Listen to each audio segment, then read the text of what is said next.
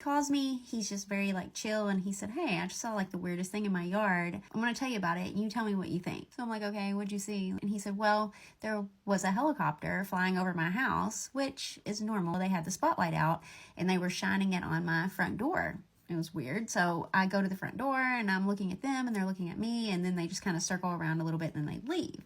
So I figure that something must be outside if they're out there like circling, like what were they looking for, right? And he has neighbors and stuff, but it's kind of like out in the middle of nowhere. So of course he takes this when he goes outside, right? Well, it has a light on it. So he said he's like scanning around looking when he lands on this thing. What kind of thing? I don't know. It was weird. So he starts to describe it. So when the light hits it, it's on all fours, right?